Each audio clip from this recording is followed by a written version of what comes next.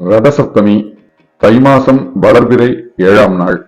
இந்திய கால கணக்குப்படி சூரியனோட உத்தராயண பிரவேசம், அதாவது வடக்கு நோக்கிய பயணம், சஞ்சாரம்.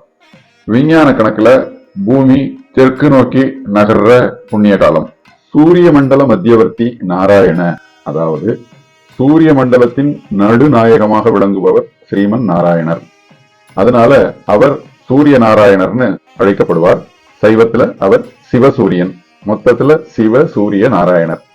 திருப்பதி திருமலையில இந்த ரத சப்தமி திருநாள் அன்றைக்கு 7 வெவ்வேறு வாகனங்கள்ல அடுத்தடுத்து மாட வீதிகளை மலையப்ப சுவாமி திரு வீதி வலம் வருவார். மற்ற பல முக்கியமான திருக்கோயில்கள் எல்லாம் பகல்ல சூரிய பிரபையிலையும் இரவுல சந்திர பிரபையிலையும் அங்கங்கு உள்ள எம்பெருமான்கள் எழுந்தருளி திருவீதி உலா வருவார்கள். நமக்கு பக்கத்துல இருக்கக்கூடிய ஏதோ ஒரு சந்திரபிரபை சூரிய பிரபை ஊர்வலம் நடக்கிற திருக்கோயிலுக்கு சென்று நாம முடிந்தால் அதை தரிசிக்கலாம். திருப்பதி ஏழுமலையானை வெங்கடேசனை நேரில் சென்று தரிசிப்பது உத்தமம்.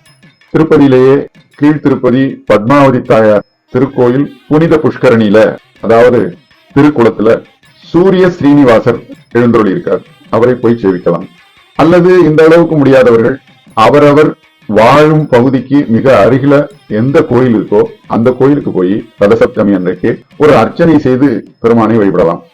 அதையும் தாண்டி அவரவர் இல்லத்திலே சூரியனுடைய திருவுருவ படத்தை வச்சு ஆதித்ய ஹிருதயம் அப்படிங்கிற ஸ்தோத்திரத்தை 7 ஆவர்த்திகள், அதாவது 7 தடவை பாராயணம் செய்யலாம். படம் இல்லாட்டியும் மானசீகமாக அந்த பாராயணத்தை செய்யலாம். ஆதித்ய ஹிருதயம்ங்கிறது அகஸ்திய முனிவர் ஸ்ரீராம பிரானுக்கு உபதேசித்த கிரந்தம். இவை எதுவுமே இயலாவிட்டாலும் நமக்கு பிரத்யக்ஷ தெய்வமாக, அதாவது நம் கண்களால் காணக்கூடிய கண்கண்ட தெய்வமாக விளங்குகிற சூரிய பகவானை வானத்தில் அண்ணாந்து பார்த்து தரிசித்து இருகரங்களையும் தலைமேல் கூப்பி வணங்கி, எம்பெருமானே எங்களுக்கு உடல் ஆரோக்கியத்தையும் மன நலத்தையும் வழங்க வேண்டும் அப்படின்னு பக்தி பூர்வமா பிரார்த்தனை பண்ணிக்கலாம். ஏன்னா ஆரோக்கியம் பாஸ்கரா இச்சேத் அப்படிங்கிறது ஒரு புராண ஸ்லோகம். அதுக்கு நம்முடைய உடலுக்கு ஆரோக்கியத்தை வழங்குபவர் சூரிய தேவன் அப்படின்னு அர்த்தம். ஆகவே மனப்பூர்வமாக ரத சப்தமி நாளில் சூரிய பகவானை வணங்குவோம்.